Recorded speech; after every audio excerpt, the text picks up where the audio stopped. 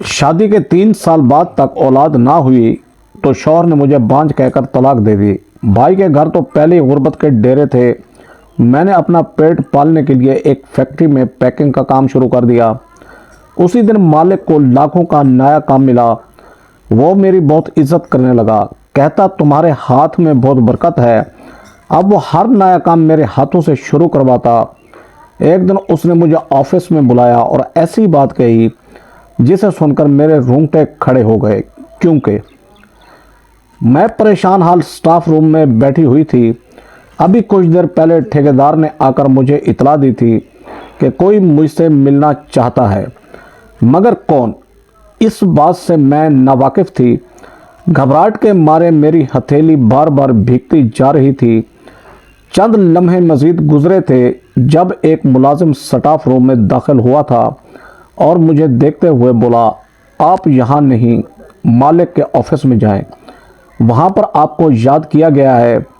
यहाँ क्यों बैठी हैं आप? उनकी बात सुनकर मैं थोड़ा परेशान हो गई और उस मुलाजिम को देखते हुए बोली, मगर मुझे कौन बुला रहा है? किसको मुझसे मिलना है? जबकि वो सर नफ़ी में हिलाते हुए बोला, मैडम मुझे नहीं पता, सिर्फ मालिक ने कहा है कि आपको इतला दे दूँ कि उनके ऑफिस में आएं, स्टाफ रूम में नहीं। उस मुलाजिम की बात सुनकर मैं उसके साथ ही बाहर आ गई। वो नीचे की तरफ चला गया, जबकि मैं अब घबराहट के आलम में ऑफिस की तरफ बढ़ी थी। यहाँ पर मैं पैकिंग डिपार्टमेंट में काम करती थी। तालीम इतनी नहीं थी कि मैं किसी आला डिपार्टमेंट में होती। ऑफिस के पास पहुंचकर मैंने गहरी सांस भरी। आज मुझे शिद्दत से अपने शौहर से नफ़रत महसूस हो रही थी। उस इंसान की वजह से मैं इस दोराहे पर आ गई थी और औलाद पैदा करना औरत या मर्द के हाथ में नहीं होता। ये अल्लाह ताला की तरफ से तोहफ़ा होता है जो अपने बंदों को वो अता करता है। मेरा मुकम्मल चेकअप हो चुका था, मेरे शौहर का भी मुकम्मल चेकअप था। हम दोनों तंदुरुस्त थे, सिर्फ रब्बुल आलमीन की तरफ से देर थी। भला ऐसे में मुझे बांझ क्यों करार दिया जाता और फिर तलाक दे दी गई? मैंने गहरी सांस ली और अपने ख्यालात को झटक कर कमरे के दरवाजे पर हल्की दस्तक दी। दस्तक देने की देर थी कि अंदर से मुझे इजाज़त मिल गई। मैं अभी भी काफ़ी घबरा रही थी। मुझे कुछ समझ नहीं आ रहा था कि मैं क्या करूं। एक आम वर्कर का मालिक के ऑफिस में जाना बहुत बड़ी बात होती है। हम जैसे डिपार्टमेंट के वर्कर मालिक के ऑफिस के करीब भटक भी नहीं सकते। यहाँ से गुजरने की हम जैसे वर्कर को इजाज़त तक नहीं होती, मगर मुझे अंदर बुलाया जा रहा था। मेरे लिए बहुत एहसास की बात थी ये। मैं अंदर दाखिल हुई तो लम्हे भर के लिए अंदर का माहौल देख अपनी जगह पर खड़ी रह गई। इतना खूबसूरत ऑफिस मैंने अपनी पूरी ज़िंदगी में नहीं देखा था। मालिक सरबराही कुर्सी पर बैठे हुए थे। उनके सामने भी एक आदमी बैठा हुआ था जिसकी पुश्त मेरी तरफ थी, लेकिन पिछले हिस्से से वो काफ़ी पुरकशिश नज़र आ रहा था। मैं सर झुकाए उनकी टेबल के करीब चली गई और घबराए हुए लहजे में बोली, जी मालिक, आपने मुझे बुलाया है। खौफ के मारे मेरी जान निकल रही थी। मैं एक घरेलू औरत थी जो अब हालात से लड़ते हुए नौकरी की राह पर निकल आई थी। मालिक मुझे देखते हुए बोले, कलसूम बहन, आप जानती हैं ना मैं आपकी कितनी इज्जत करता हूँ। जब से आप आए हैं मेरी कंपनी के वारे न्यारे हो गए हैं। आप बहुत बरकत वाली हैं। मैंने सर झुकाकर शुक्रिया बोला। दरअसल मेरा उस कंपनी में पहला रोज़ बहुत अच्छा गुजरा था। यहाँ पर मुझे आए हुए कुछ ही घंटे हुए थे और मालिक को लाखों का काम मिल गया था और उसके बाद तो उनकी निकल ही पड़ी थी। हर आए दिन कोई ना कोई प्रोजेक्ट उनको मिलता ही रहता था, जिसकी वजह से मेरा ओहदा भी बढ़ा था और सैलरी भी। मगर अब यहाँ मुझे क्यों बुलाया गया था, ये बात मुझे बिल्कुल समझ नहीं आ रही थी। वो मुझे देखते हुए बोले, दरअसल आपको बुलाने का मकसद कुछ और है। आज मैंने आपको आपकी तारीफ़ करने के लिए यहाँ नहीं बुलाया, बल्कि आज मैं और मेरे बॉस आपको एक ऑफ़र करना चाहते हैं। मैंने इस बार गर्दन घुमाकर साथ बैठे शख्स को देखने की कोशिश की, मगर मेरे मालिक ने मुझे दोबारा मुखातिब कर लिया। देखें मोहतरमा, आप बहुत ही दुखों की मारी हैं। शौहर ने तलाक दे दी, भाई के इतने अखराजात नहीं हैं कि आपको बर्दाश्त कर सके, इसलिए अगर आप चाहती हैं तो बड़ा खेल खेल सकती हैं, मतलब एक बड़ा हाथ मार सकती हैं। मुझे उन लोगों की बातें बिल्कुल समझ नहीं आ रही थी, सब चीज़ें मेरे सर से गुजरती जा रही थीं। वो मुझे देखते हुए बोले, दरअसल हम चाहते हैं कि हम अपने काम को अब बड़े पैमाने पर लेकर जाएं। अगर हमें इतनी आराम से इतने बड़े बड़े प्रोजेक्ट मिल सकते हैं तो आगे भी हम कामयाब हो सकते हैं, लेकिन इसके लिए आपको हमारे साथ ताउन करना होगा। बदले में हम आपको भी लाखों रुपए देंगे। उनकी बातें मुझे अब घबराहट में मुब्तला कर रही थीं। आज तक कोई भी मालिक अपने कामयाबियों का क्रेडिट किसी भी तीसरे शख्स को नहीं देता, लेकिन फिर ये शख्स मुझे क्यों दे रहा था? मैं कुछ कहती इससे पहले ही जो ऑफ़र उन्होंने मुझे की उसे सुनकर मैं दंग रह गई। मैं उन्हें फटी फटी नज़रों से देखने लगी।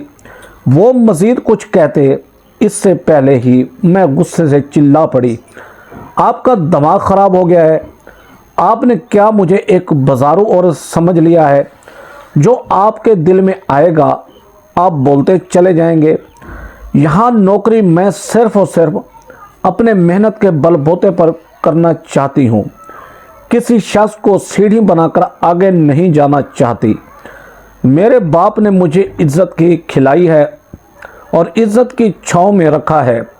चंद पैसों के बदले में इस इज्जत को बेचना नहीं चाहती। माजरत, लेकिन अगर आप मुझे इन्हीं ऑफरों के ज़रिए अपनी कंपनी में रखना चाहते हैं तो मैं यहाँ से जाने से गुरेज नहीं करूँगी।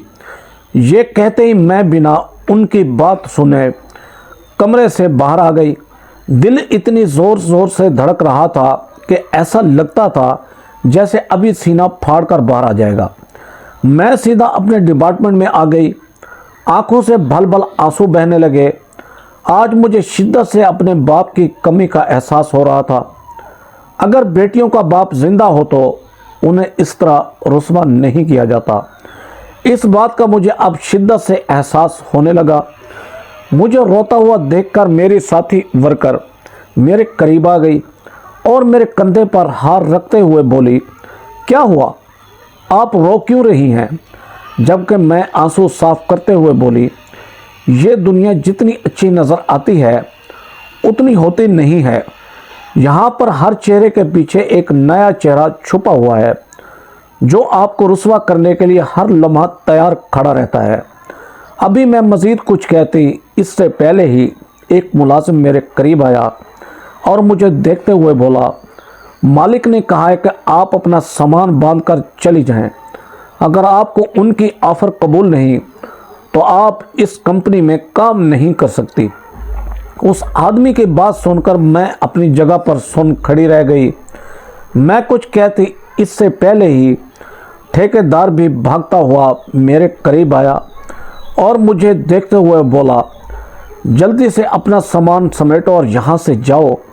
साहब ने अगर तुम्हें फ़ोन किया तो आ जाना, वरना यहाँ आने की कोई ज़रूरत नहीं है तुम्हें। मैं उनके आगे हाथ जोड़ते हुए बोली, भाई साहब, आप तो मेरी हर परेशानी को जानते हैं। अगर मुझे यहाँ से निकाल दिया गया तो मैं कहाँ जाऊँगी? खुदारा मेरी मदद करे। उन्होंने मेरे साथ मैं अपना जुमला मुकम्मल करती इससे पहले ही ठेकेदार चीखते हुए बोला, समझ नहीं आ रहा तुम्हें?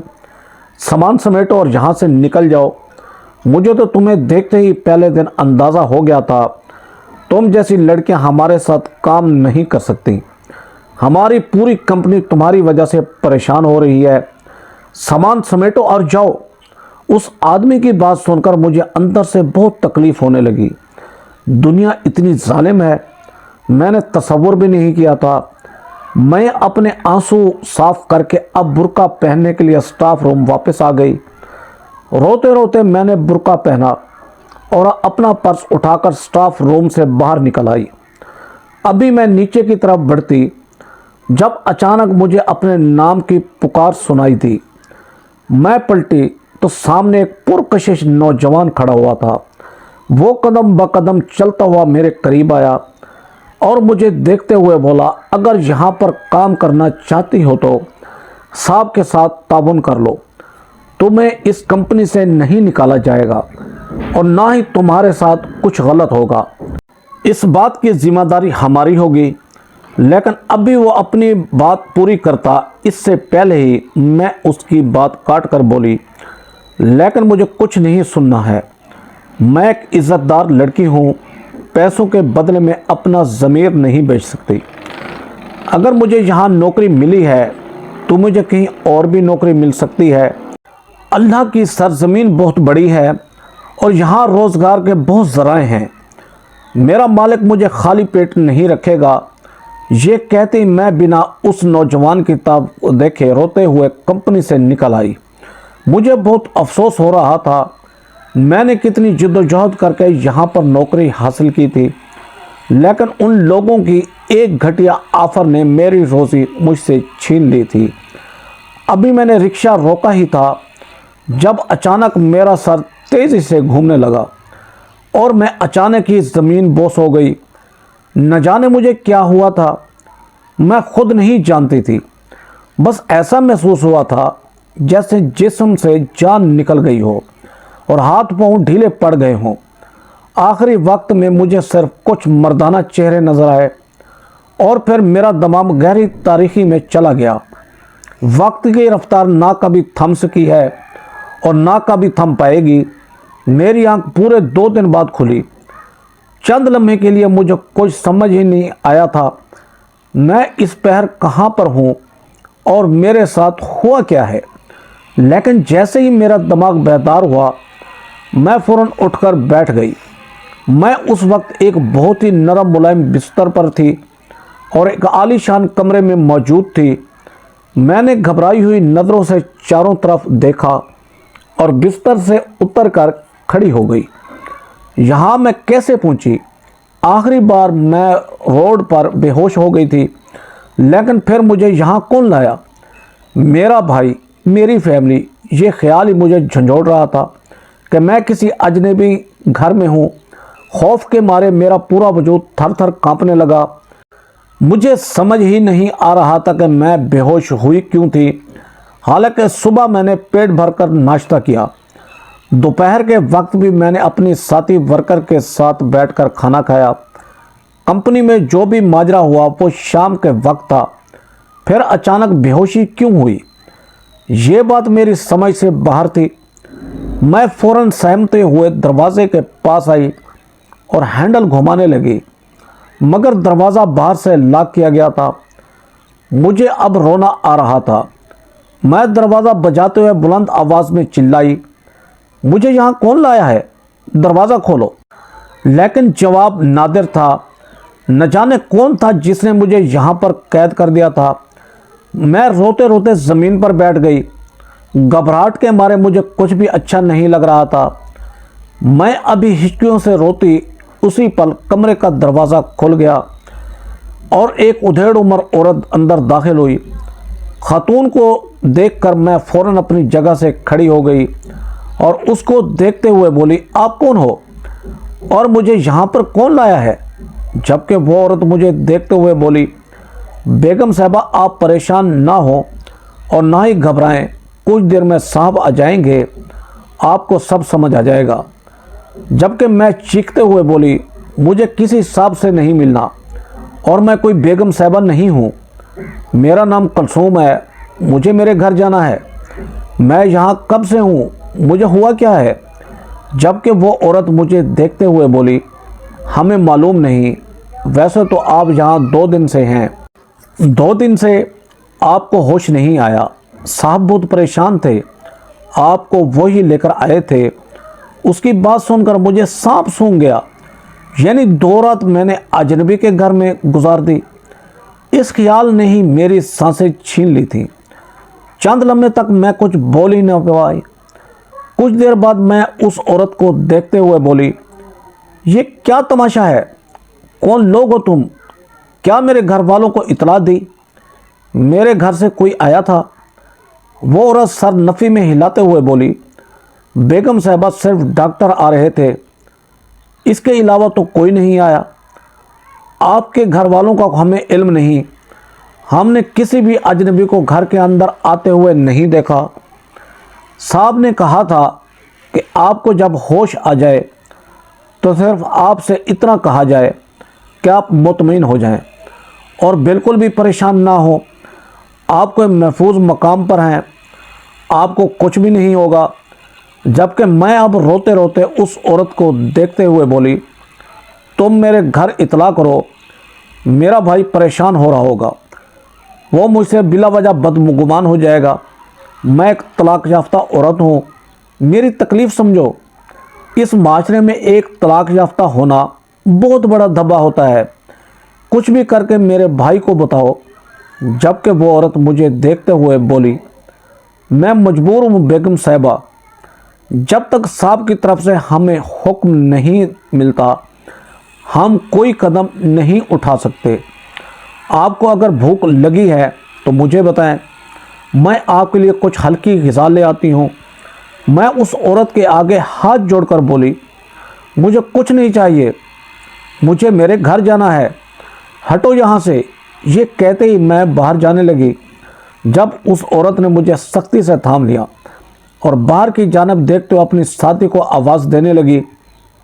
میں اس کا یہ انداز دیکھ کر بہت بری طرح گھبرا گئی اور اس کو دیکھتے ہوئے بولی، یہ آپ کیا کر رہی ہیں؟ چھوڑیں مجھے میرے گھر جانا ہے۔ مگر وہ میری سننا ہی نہیں چاہتی تھی۔ چند لمحے بعد اسی کی طرح ایک اور عورت آئی اور ان دونوں نے مجھے سختی سے تھام کر بستر پر بٹھا دیا۔ اس کے ساتھ ہی عورت مجھے دیکھتے ہوئے بولی، دیکھیں بیگم صاحبہ، ہم آپ کے ساتھ زبردستی نہیں کرنا چاہتے اور نہ ہی بدتمیزی کرنا چاہتے ہیں۔ صاحب کی طرف سے حکم ہے کہ آپ کے ساتھ نرمی سے پیش آئیں اور آپ کو کمرے سے باہر نہیں نکلنے دیں۔ جب تک وہ نہیں آ جاتے آپ کہیں نہیں جائیں گی۔ مجھے اب رونا آ رہا تھا، میں کہاں پھنس گئی تھی؟ کون صاحب؟ کس کا گھر ہے؟ میری جان نکل رہی تھی۔ وہ دونوں عورتیں کمرے میں مجھے تنہا چھوڑ کر چلی گئیں۔ میں اب گھٹنوں میں منہ چھپائے رونے لگی۔ پہلے مالک کا مجھے آفر کرنا، پھر روڈ پر بلا وجہ بے ہوش ہو جانا، 2 دن تک ہوش کا نہیں آنا، اور اب اٹھنے کے بعد یہ خبر کہ میں ایک اجنبی کے گھر میں ہوں اور 2 دن سے یہاں پر موجود ہوں اور کوئی صاحب ہے جو مجھ پر کنٹرول رکھنا چاہتا ہے۔ میں پھوٹ پھوٹ کر رونے لگی اور اپنے رب سے دعا مانگنے لگی کہ کچھ بھی کرے مجھے یہاں سے رہائی مل جائے، میں یہاں نہیں رہ سکتی۔ طلاق کے دھبے نے میری پوری زندگی برباد کر دی تھی۔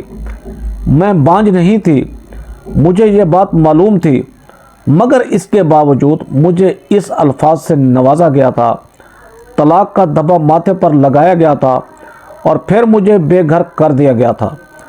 خدا میرے بھائی کو سلامت رکھے، اس نے اپنی بیوی سے لڑ کر مجھے اپنے گھر میں جگہ دی، لیکن ساتھ ہی اس نے میرے آگے ہاتھ بھی کھڑے کر دیے کہ میرے اپنے بیوی بچے ہیں، میں تمہارا خرچہ برداشت نہیں کر سکتا۔ اگر تمہیں اس گھر میں رہنا ہے تو تم اپنا کماؤ اور اپنا کھاؤ، تمہیں کوئی کچھ نہیں کہے گا۔ ہاں، لیکن میں تمہیں کچھ دے نہیں سکتا۔ میں نے اس سے کوئی شکوہ نہیں کیا تھا۔ جب ماں باپ زندہ نہ ہوں، اس کے باوجود اگر آپ کا بھائی آپ کا سرپرست بن رہا ہو، رہنے کے لیے اپنے گھر میں جگہ دے رہا ہو، تو یہی بہنوں کے لیے غنیمت ہوتی ہے۔ مگر مجھے اب معلوم تھا، 2 دن سے میں ایک اجنبی کے مکان میں تھی، میرا بھائی مجھے اب کبھی قبول نہیں کرے گا۔ یہ احساس ہی مجھے مار رہا تھا۔ میں اب گھٹ گھٹ کے رونے لگی۔ چند لمحے بعد اچانک ہی کمرے کے اندر ہر چیز موبائل بجنے کی آواز سنائی دی۔ پہلے تو میں اس آواز کو نظر انداز کرتی رہی، لیکن مسلسل بجتی آواز نے مجھے پریشان کر دیا۔ میں نے ادھر ادھر دیکھا تو دوسری سائڈ ٹیبل کے پاس ایک موبائل فون رکھا ہوا تھا۔ میں دھڑکتے دل کے ساتھ موبائل کی طرف گئی، اس پر مالک لکھا ہوا تھا۔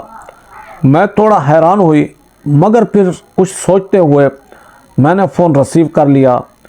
میں کچھ کہتی اس سے پہلے ہی دوسری طرف سے آواز گونجی، کلثوم بہن کیسی ہو؟ آپ کی طبیعت وغیرہ اب آپ کی کیسی ہے؟ ہوش آ گیا آپ کو؟ کیسا محسوس کر رہی ہیں آپ؟ جبکہ میں فوراً بولی، مالک یہ آپ بات کر رہے ہیں؟ مجھے یہاں پر کون لے کر آیا ہے؟ یہ موبائل کس کا ہے اور آپ کو کیسے معلوم کہ یہ فون میں ہی ریسیو کروں گی؟ میں نے اچانک ہی کئی سوال کر دیے اسے، جبکہ وہ آدمی بولا، آپ پریشان نہ ہو، آپ ایک محفوظ مقام پر ہیں، آپ کی طبیعت ٹھیک نہیں ہے، آپ آرام کریں، بڑے صاحب آ کر رات میں آپ سے ملاقات کریں گے۔ انہوں نے مجھے تاکید کی ہے کہ میں آپ کو بولوں کہ آپ روئیں مت، انہیں برا لگ رہا ہے، اگر آپ روئیں گی تو بلا وجہ آپ کے لیے نقصان ہوگا۔ جبکہ میں اس بار غصے سے بولی، کون ہے یہ بڑے صاحب اور میرے رونے سے انہیں کیا تکلیف ہے؟ کون سا نقصان کریں گے وہ اب میرا؟ 2 دن سے مجھے ایک اجنبی کے مکان میں رکھا ہوا ہے، میرے بھائی کو اطلاع نہیں دی، اس سے بڑا نقصان اور کیا ہو سکتا ہے؟ جب اچانک مالک بولا، دیکھیں کلثوم بہن، اگر آپ روئیں گی تو وہ آپ کے بھائی کو نقصان پہنچائیں گے۔ آپ کا بھائی اس وقت اپنے کام پر ہے اور بڑے صاحب کے پاس اتنی طاقت ہے کہ وہ آپ کے بھائی کو نقصان پہنچا سکتے ہیں۔ آپ کے بھائی کے ساتھ کچھ بھی ہو سکتا ہے، ان کی جاب بھی جا سکتی ہے، ان کا ایکسیڈنٹ بھی ہو سکتا ہے، ان کے بچوں کو سکول سے بھی نکالا جا سکتا ہے۔ اسی لیے بہتر ہوگا کہ آپ خاموش ہو جائیں اور رات تک کا انتظار کریں۔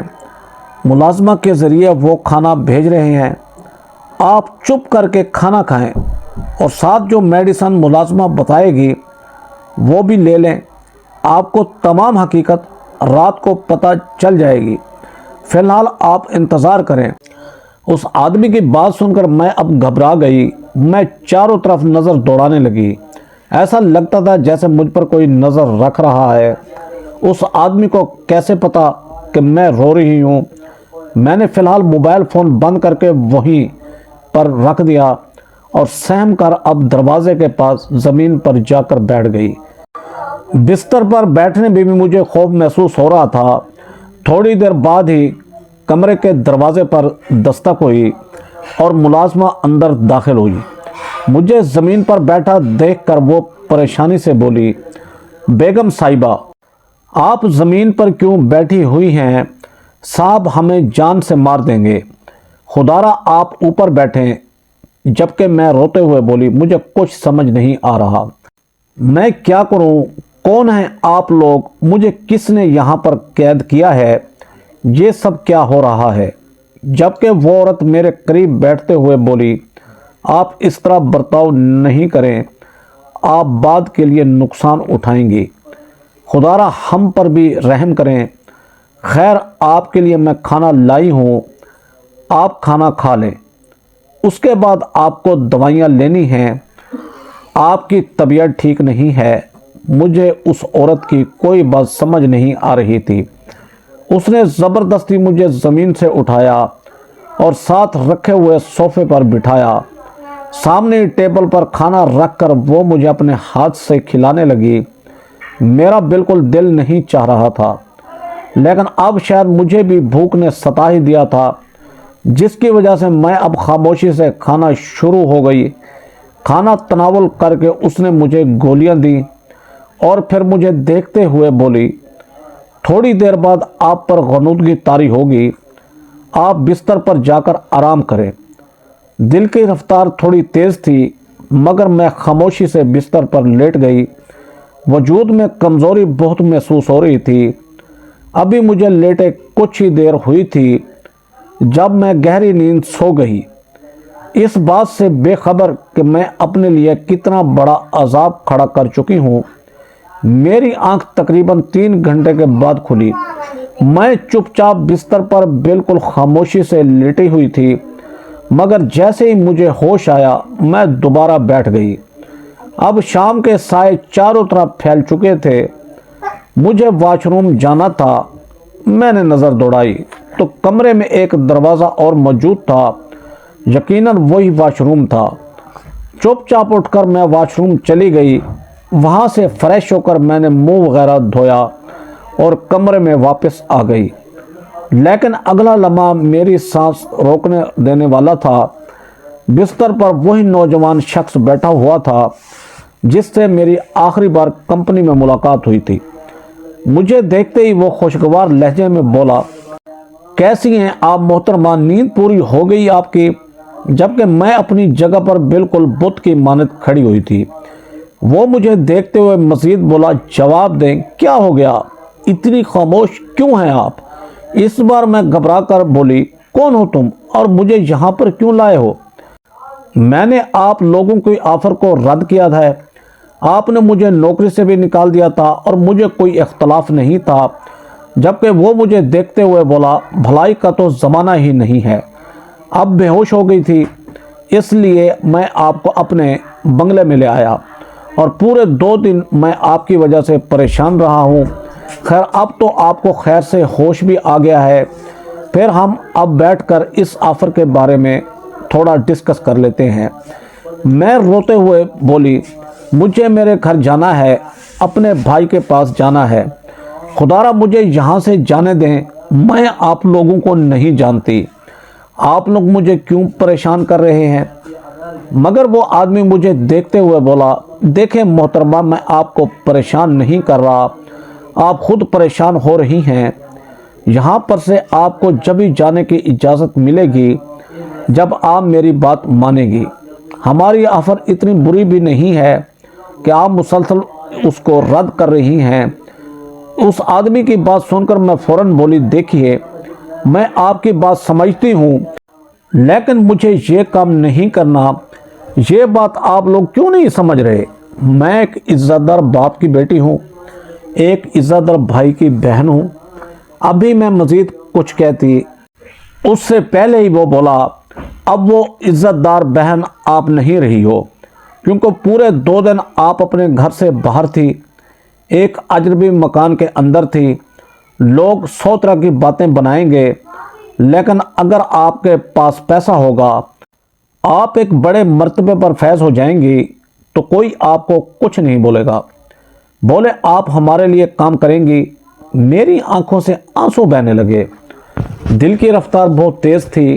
میں نے ہمیشہ رب العالمین کے بتائے ہوئے احکامات کی پیروی کی تھی، بھلا میں کیسے ایسے گناہ میں مبتلا ہو سکتی تھی جس کا سوچ کر ہی میری روح کانپ رہی تھی۔ وہ آدمی مجھے دیکھتے ہوئے بولا، آپ کے شوہر نے آپ کو طلاق دی ہے، بانجھ پن کا تانا دیا ہے۔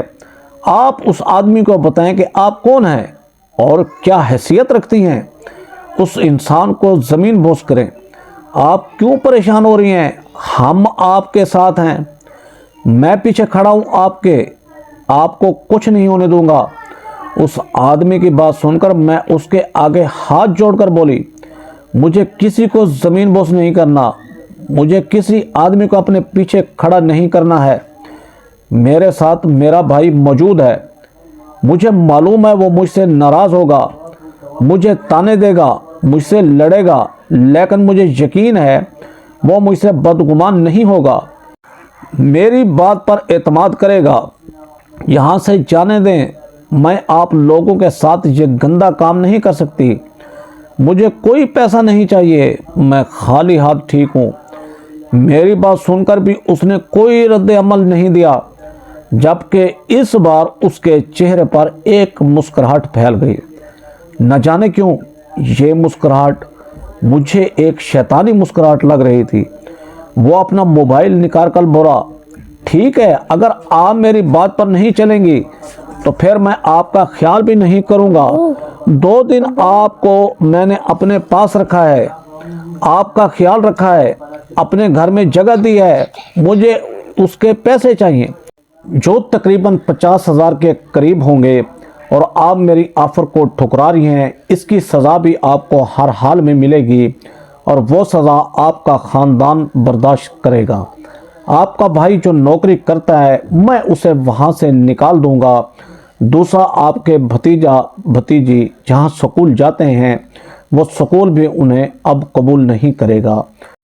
اور رہی بات آپ کے مکان کی، اس پر میں انلیگل نوٹس بھیجوں گا کہ زمین لیگل نہیں ہے، اس کے اور مالک بھی موجود ہیں۔ آپ کی بجلی گیس سب کچھ کاٹ دی جائے گی۔ جبکہ میں سن ہو کر اس آدمی کو دیکھ رہی تھی، وہ مزید کچھ کہتا اس سے پہلے میں چلا کر بولی، آخر تمہیں یہ سب کر کے حاصل کیا ہو رہا ہے؟ تم میرے ساتھ یہ سب کیوں کرنا چاہتے ہو؟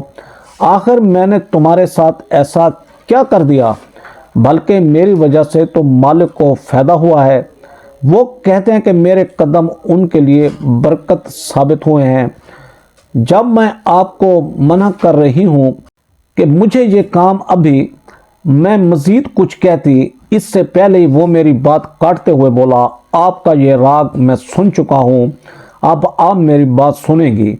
میں کسی کی بھی زیادہ منت نہیں کرتا اور نہ ہی اس طرح کے چونچلے اٹھاتا ہوں، مگر آپ سے کہہ رہا ہوں کیونکہ مجھے آپ میں کچھ نظر آ رہا ہے۔ آپ کے پاس بہت بڑی آفر ہے، ہر مہینہ 2 لاکھ روپے کمانا، 5 لاکھ ایڈوانس، یہ کوئی معمولی رقم نہیں ہوتی، اور ایسی آفر کسی کو بھی گھر بیٹھے نہیں مل جاتی۔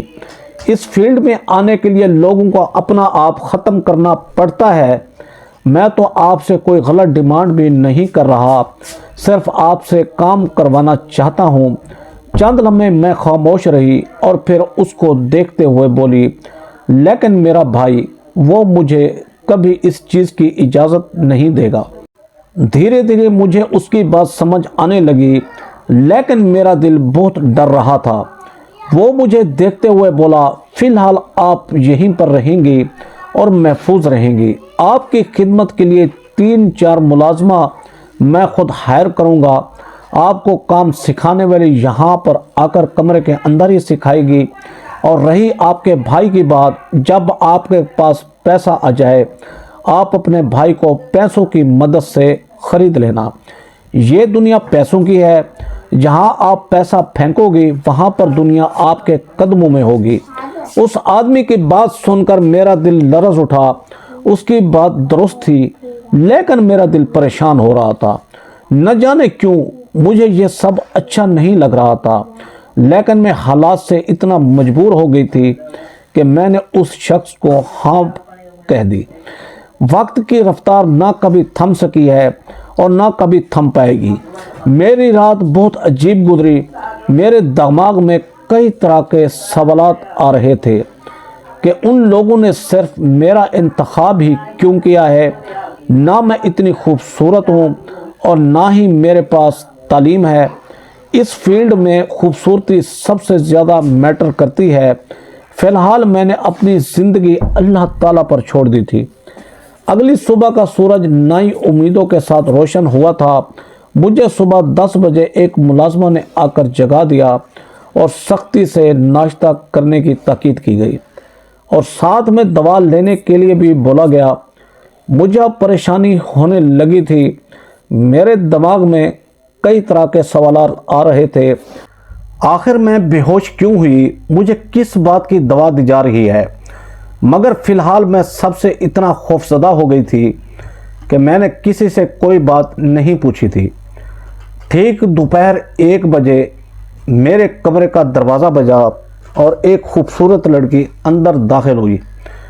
اسے دیکھتے ہی میں فوراً اپنی جگہ سے کھڑی ہو گئی۔ دل کی دھڑکنیں منتشر ہو رہی تھیں۔ مجھے اپنا کالا نصیب اب نظر آ رہا تھا۔ میں نے جتنا ان سب چیزوں سے خود کو دور رکھا، وہ سب میرے لیے ایک نئی کہانی کی صورت میں کھڑا ہو چکا تھا۔ وہ لڑکی اپنا کام کرنا شروع کر چکی تھی۔ میں روئی تھی۔ اس لڑکی کو بھی میں نے کہا تھا کہ یہ سب مجھ سے مت کرواؤ، تم چلی جاؤ یہاں سے، مگر اس نے بھی میری بات نہیں سنی اور حکم کے مطابق اپنا کام کرتی رہی۔ تقریباً 3 گھنٹے اس نے میرے ساتھ گزارے اور پھر مجھے تاکید کر کے گئی کہ میرے جانے کے بعد بھی تم پریکٹس کرتی رہو گی، اگر تم پریکٹس نہیں کرو گی تو اپنی سزا کی تم خود ذمہ دار ہوگی۔ اس کی باتیں مجھے خوفزدہ کر گئیں اور ٹھیک 1 گھنٹہ آرام کرنے کے بعد میں پریکٹس کرنے لگی۔ میری زندگی اچانک سے تبدیل ہو جائے گی اور وہ بھی اتنی زیادہ میں نے تصور بھی نہیں کیا تھا۔ پورا دن میرا پریکٹس کی نظر ہی ہو گیا۔ رات 12 بجے جب میں آرام کرنے کے لیے لیٹی، اچانک ہی وہی موبائل دوبارہ بجنے لگا۔ مجھے سمجھ نہیں آ رہا تھا کہ میں کس دنیا میں آ گئی ہوں۔ میں ایک معمولی لڑکی تھی جس کی طلاق بانجھ پن کے تانے کی وجہ سے ہوئی تھی، اور اب میں ایک ایسی زندگی جی رہی تھی جس کا میں نے تصور بھی نہیں کیا تھا۔ میں دھڑکتے دل کے ساتھ اپنی جگہ سے کھڑی ہوئی اور اس موبائل کی طرف بڑھی۔ موبائل اٹھایا تو سکرین پر سرفراز لکھا ہوا آ رہا تھا۔ اب یہ کون تھا؟ میرے دل میں ہلچل مچ گئی۔ گہری سانس لے کر میں نے کال ریسیو کی۔ کان پر لگائی تو کل والے نوجوان کی آواز گونجی، کیسی ہو ہماری آنے والی نئی ماڈل؟ میں گہری سانس بھر کے رہ گئی اور بیزاری سے بولی، میں ٹھیک ہوں، مجھے فون کیوں کیا گیا ہے؟ جبکہ وہ فوراً بولا، حضور اس لڑکی نے بتایا جو تمہیں پریکٹس کروانے آئی تھی، تم نے اسے بہت تنگ کیا ہے۔ دیکھو لڑکی، جتنی جلدی تم کام سیکھو گی اتنی جلدی تمہیں اس گھر سے آزادی ملے گی۔ مجھے نہیں لگتا کہ تم اس گھر میں مزید رہنا چاہتی ہو۔ جبکہ میں تھکے ہوئے لہجے میں بولی، تم کیوں مجھ سے یہ کام کروا رہے ہو؟ ایک عورت کو پردے کا حکم ہے، تم کیوں مجھے مردوں کے سامنے اریاں کرنا چاہتے ہو؟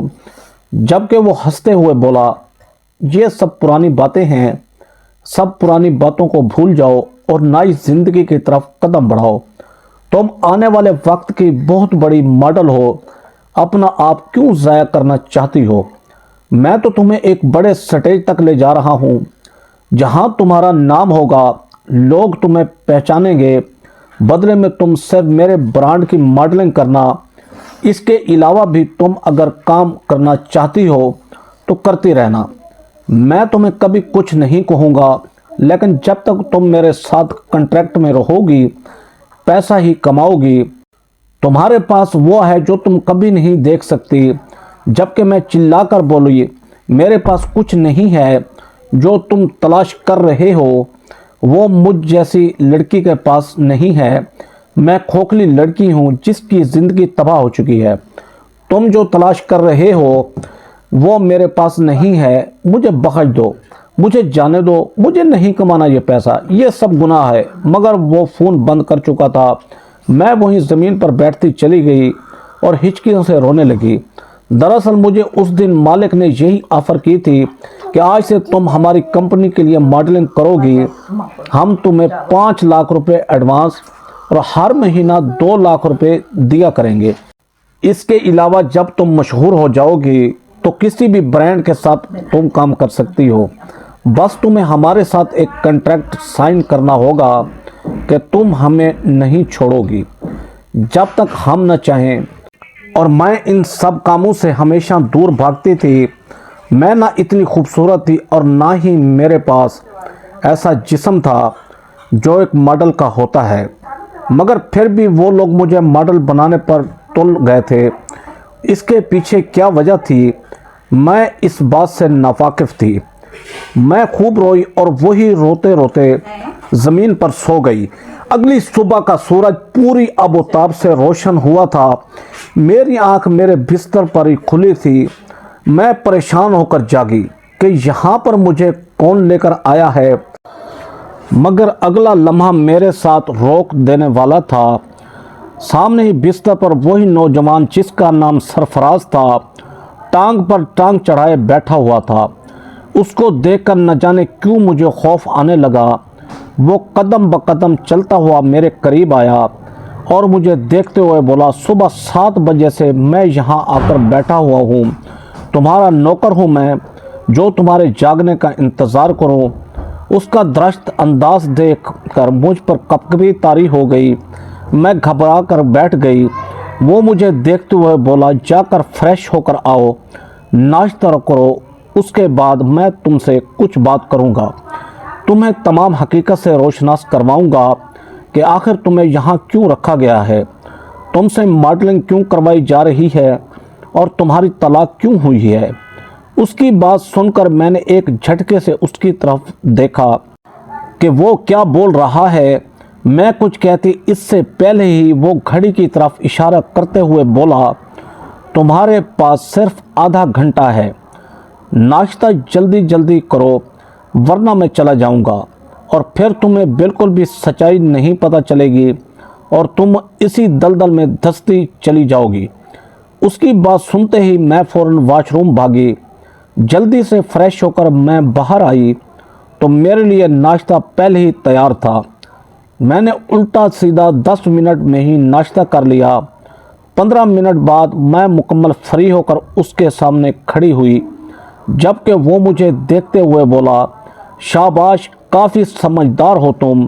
خیر، اب میں تمہیں تمام سچائی سے آگاہ کر دیتا ہوں، کیونکہ بلا وجہ کسی عورت ذات کو تکلیف دینا مجھے پسند نہیں، تو میں یہاں ایک انتقام کے لیے رکھا گیا ہے، لیکن مجھے احساس ہو گیا ہے کہ انتقام ان سے لیا جاتا ہے جو مضبوط ہو، ایک عورت سے نہیں جو پہلے ہی حالات سے ٹوٹ چکی ہے۔ تمہارے باپ نے میری ماں کے ساتھ بہت برا کیا تھا۔ تمہارا باپ لگتا تو شریف تھا لیکن اندر سے شیطان انسان تھا۔ وہ انہی ماڈلنگ کا دنیا کا بے تاج بادشاہ تھا جو معصوم لڑکیوں کو جال میں پھنسا کر اس گندی دنیا میں لے کر آتا تھا اور پھر ان کی زندگی کو تباہ کر دیتا تھا، انہیں غلط کام پر لگا دیتا تھا اور پھر ان کے پاس واپسی کا کوئی راستہ نہیں بچتا تھا۔ وہ ایک صاف ستھری فیلڈ کا حصہ انہیں نہیں بناتا تھا بلکہ ایک غلیظ فیلڈ کا حصہ بنا کر ان کی زندگی کو ہمیشہ ہمیشہ کے لیے لاچار کر دیتا تھا۔ میری ماں نے مرنے سے پہلے مجھ سے وعدہ لیا تھا کہ جب میں بڑا ہو جاؤں تو تمہارے باپ کو برباد کر دوں، لیکن جب میں بڑا ہوا اور میں نے تمہارے باپ کی تحقیق شروع کی تو مجھے پتہ چلا کہ وہ فالج کے مرض میں مبتلا ہو کر اس دنیا سے جا چکا ہے۔ تو تمہارے بھائی کا حال نکالا تو پتہ چلا کہ وہ خود پائی پائی کا محتاج ہے۔ بھلا میں اس کو کیا ہی برباد کرتا۔ پھر میری نظر تم پر آ گئی، تم اپنے شوہر کے ساتھ خوش رہ رہی تھی۔ وہیں سے میرا دماغ خراب ہو گیا کہ جب میں تکلیف میں ہوں، جب میں نے اپنی ماں کو مرتے دیکھا تو تم کیوں آرام سے بیٹھو گی؟ تمہارا بھائی تو اذیت میں تھا، میں تمہیں بھی اذیت دینا چاہتا تھا، اسی لیے تمہارے شوہر کے دماغ میں الٹی سیدھی باتیں ڈالنا شروع کر دی تھی کہ تم میری گرل فرینڈ رہ چکی ہو، ہم دونوں تعلقات بنا چکے تھے، تم حمل ضائع کروا چکی ہو، اور بھی بہت ساری چیزیں۔ وہ بہت جلدی بہک گیا تھا اور اس کو میں نے ہی مشورہ دیا تھا کہ بانجھ پن کا تانا دے کر تمہیں طلاق دے دے۔ میری یہاں ہی بس نہیں ہوئی تھی، میں نے تمہیں اپنے بندوں کے ذریعے پیکنگ کرنے والی کمپنی میں پہنچایا اور پھر اپنے ہی ذریعے تمہیں اس کمپنی کے مالک کی نظروں میں لایا۔ اس کمپنی سے میرا کوئی تعلق نہیں تھا، لیکن تمہاری وجہ سے میں نے تعلق بنایا اور اس آدمی کو اپنی مٹھی میں کر لیا۔ اس دن تمہارے کھانے میں ایک ایسی دوا ملائی گئی جو تمہیں بے ہوش کر سکتی تھی۔ پورے 3 گھنٹے بعد اور جب تم کمپنی سے نکلی، اس دوا کے زیر اثر تم بے ہوش ہو گئی۔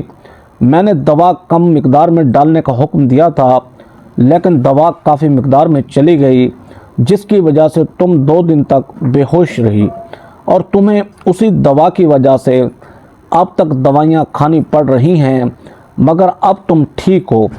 رات تم سے ہوئی بات کے بعد مجھے بہت شرمندگی ہوئی ہے، اس لیے میں تمہیں جانے دے رہا ہوں، لیکن ہاں، تم سے ایک بات ضرور کہوں گا، شادی کرو گی مجھ سے؟ میں نے حیرت سے اس کی طرف دیکھا۔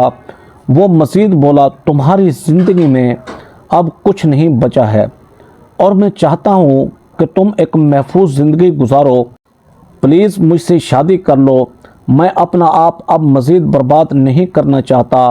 فی الحال میں نے اس سے شادی سے انکار کر دیا اور اپنے بھائی کے گھر آ گئی، مگر میرے سوچنے کے بالکل ٹھیک مطابق میرے بھائی نے مجھے نہیں رکھا تھا اور مجھے نکال دیا تھا، مگر اسی پل سرفراز پہنچ گیا، اس نے مجھے سہارا دیا۔